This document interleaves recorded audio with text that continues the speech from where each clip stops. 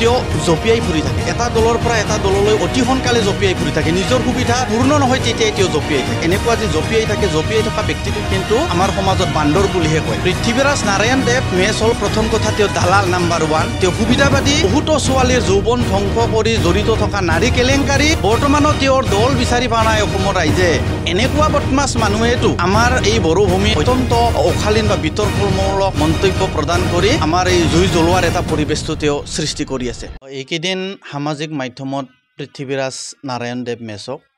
বড়ো জনগোষ্ঠীটোৰ প্ৰতি ভাল ভাৱ দেখুৱাই অত্যন্ত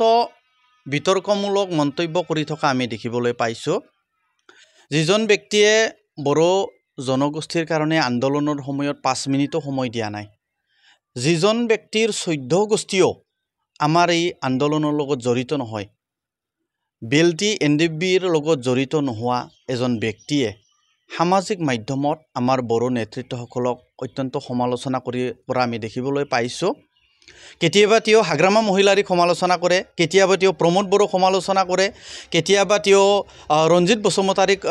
সমালোচনা কৰিবলৈ দেখা পাওঁ কেতিয়াবা তেওঁ খাম্ফা বৰগোহাঞিক সমালোচনা কৰিবলৈ আমি দেখিবলৈ পাওঁ কিন্তু অসমৰ ৰাইজে তেওঁৰ আচল চৰিত্ৰটো জনাৰ দৰকাৰ আছে যে পৃথ্বীৰাজ নাৰায়ণ দেৱনো কোন হয় তেওঁ কেনেকুৱা কেটেগৰীৰ মানুহ এইটো চৰিত্ৰ অসমৰ ৰাইজে জনাৰ প্ৰয়োজনীয়তা আছে কাৰণ এনেকুৱা বদমাছ মানুহেতো আমাৰ এই বড়ো ভূমিত অত্যন্ত অশালীন বা বিতৰ্কমূলক মন্তব্য প্ৰদান কৰি আমাৰ এই জুই জ্বলোৱাৰ এটা পৰিৱেশটো তেওঁ সৃষ্টি কৰি আছে পৃথ্বীৰাজ নাৰায়ণ দেৱ মেছ হ'ল প্ৰথম কথা তেওঁ দালাল নাম্বাৰ 1 2 নম্বৰ কথা তেওঁ সুবিধাবাদী 3 নম্বৰ কথাটো হ'ল বহুতো ছোৱালীৰ যৌৱন ধ্বংস কৰি জড়িত থকা নাৰী কেলেংকাৰী তেওঁ পৰিচয়বিহীন এজন ব্যক্তি প্ৰতিটো কথাৰ কিন্তু অৰ্থ আছে মই সুবিধাবাদী এই কাৰণে কৈছোঁ বৰ্তমান সময়ত বড়ো ভূমি বা অসমৰ ৰাইজে পৃথ্বীৰাজ নাৰায়ণ দেৱ মেছৰ দল বিচাৰি নাপায় তেওঁ প্ৰথমতে তেওঁ বিপিএফ হৈছিল তাৰ পাছত তেওঁ নিজৰ সুবিধাৰ কাৰণে ইউপিপিএল হৈছিল ইউপিপিএলত কোনো চান্স নাপায় তেওঁ আকৌ বিপিএফ হৈছিল বিপিএফ হোৱাৰ পিছতে তেওঁ নিজে এটা দল নিজে এটা প্ৰাৰ্থিত্ব হৈছিল নিৰ্দলীয়ভাৱে তাৰ পাছতে ঘোষণা কৰিছিল যে তেওঁ দল খুলিম বুলি বৰ্তমানতো দল বিচাৰি পোৱা নাই অসমৰ ৰাইজে বৰ্তমানত তেওঁৰ দল বিচাৰি পোৱা নাই অসমৰ ৰাইজে কাৰণ কথাটো হ'ল কি তেওঁ জঁপিয়াই ফুৰি থাকে এটা দলৰ পৰা এটা দললৈ অতি সোনকালে জঁপিয়াই ফুৰি থাকে নিজৰ সুবিধা যদি পূৰ্ণ নহয় তেতিয়াই তেওঁ জঁপিয়াই থাকে কথাটো ক'বলৈ বেয়া অশালীন শব্দ মই কৈ দিছোঁ এনেকুৱা যে জঁপিয়াই থকা ব্যক্তিটো কিন্তু আমাৰ সমাজত বান্দৰ বুলিহে কয় তো মই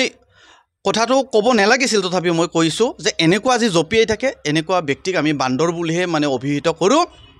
দ্বিতীয় কথাটো হ'ল তেওঁ দালাল বুলি মই কিয় ক'লোঁ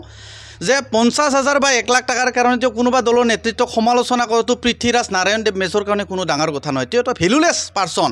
যাৰ কাৰণে তেওঁ অতি সোনকালে এওঁৰ লগতো ভাল হ'ব পাৰে তেওঁৰ লগতো ভাল হ'ব পাৰে অতি সোনকালে তেওঁ সমালোচনা কৰাটো পটু গতিকে তেওঁ দালাল সেই দালালক কোনো কাৰণতে আমি তেওঁক লৈ চিন্তিত হ'ব নালাগে তৃতীয় কথাটো হ'ল কি যৌন কেলেংকাৰীৰ লগত জড়িত তেওঁ আটাইতকৈ ডাঙৰ কথাটো হ'ল যিজন ব্যক্তিয়ে সমাজ সংস্কাৰৰ কথা কয় যিজন ব্যক্তিয়ে গোটেই বড়ো ভূমিত শান্তি এনেকুৱা মই কৰিলোঁ বুলি দাম্ভলি মাৰে সেইজন ব্যক্তিয়ে ইমান ছোৱালীৰ যৌৱন ধ্বংস কৰিছে মই আপোনালোকক ফটো স্ক্ৰীনত দেখুৱাই দিম আপোনালোকে দেখুৱাই দিব এইজন ব্যক্তিৰ চৰিত্ৰটো আৰু কেতিয়াবা মই কোনোবা ফটোটো দেখা পাইছোঁ তেওঁ বাল্য বিবাহৰ লগত জড়িত মই ৰিকুৱেষ্ট কৰিম তেওঁ যদি বাল্য বিবাহৰ লগত যদি জড়িত কৰিছে বা সেই ছোৱালীৰ ঘৰখন যদি ধ্বংস কৰিছে তেওঁক অতি সোনকালে গ্ৰেপ্তাৰৰো ব্যৱস্থা কৰিব লাগে তেওঁক এনেকুৱা অশালীন ব্যৱস্থাটোৰ কাৰণে তেওঁক গ্ৰেপ্তাৰৰো ব্যৱস্থা কৰিব লাগে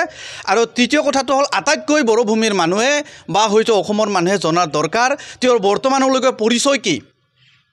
পৃথ্বীৰাজ নাৰায়ণ দেৱ মেছ তেওঁ বড়োৰ কেতিয়াবা ৰজা বুলি কৈ থাকে ৰজা বুলি কোৱা শুনো কেতিয়াবা 1947 চনৰ পিছত ভাৰত স্বাধীন হোৱাৰ পাছত গণতন্ত্ৰত ৰজাৰ দেশ নাই তেওঁৰ কোন বাপেকৰ নাম কি তেওঁৰ ৰজাৰ তেওঁ যদি ৰজা তেওঁৰ বাপেকেতো ৰজা হ'ব লাগিব কোন ৰজাৰ ল'ৰা তেওঁ এটা মদাপি ডাংকাৰে কেনেকৈ ৰজাৰ হ'ব পাৰে এনেকুৱা এটা পৰিৱেশ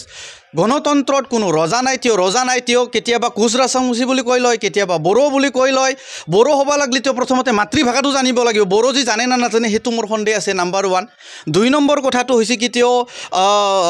বড়ো হ'ব লাগিলে তেওঁৰ ঘৰত বাথৌ থাকিব লাগিব হয়তো খ্ৰীষ্টান হ'ব লাগিব তেওঁ আমাৰ হয়তো ব্ৰহ্ম হ'ব লাগিব তেওঁৰ ঘৰত এনেকুৱা আছে না নাই এনেকুৱা এটা কেটেগৰী বড়ো হ'ব লাগিলে তোৰ ক্ৰাইটেৰিয়াটো মিলে না নিমিলে এনেকুৱা এটা পৰিৱেশ আছে না তো এইখিনি আমাৰ অসমৰ ৰাইজে বিচাৰ বিবেচনা কৰাৰ দৰকাৰ আছে আৰু পৃথ্বীৰাজ নাৰায়ণ দেৱ মেছ এটা ডুবন্ত নাও তেওঁক যি দলে ল'ব বা যি দলত তেওঁ যাব সেই দল একদম শেষ প্ৰথমতে BPF লৈছিল BPF ডুবাইছিল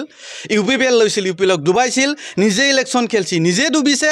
আৰু এতিয়া তেওঁ সনাতনী ধৰ্ম কিবা কিবি বহুত কথা কৈ থাকে মুখ্যমন্ত্ৰীক প্ৰশংসা কৰি থাকে কিন্তু মুখ্যমন্ত্ৰীক মই অনুৰোধ জনাম তেওঁৰ চৰিত্ৰটো আপুনি জনাই ল'ব তাৰ পাছতহে তেওঁ কিন্তু চান্স দিব যদি বিজেপিত যায় তেওঁ বিজেপিকো ডুবাব মুঠতে ডুবাব তেওঁৰ কোনো নাই ফেক্টৰ নাই তেওঁৰ লগত ৰাইজ নাই তেওঁৰ লগত দল নাই তেওঁলোকৰ নাৰী কেলেংকাৰীৰ লগত ব্যক্তি থকা মানুহ তেওঁ যিকোনো মুহূৰ্তত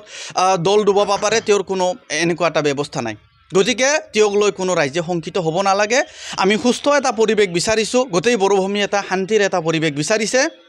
গতিকে আমাৰ যেনেকুৱা এটা পৰিৱেশ হৈ আছে ধুনীয়াকৈ গোটেই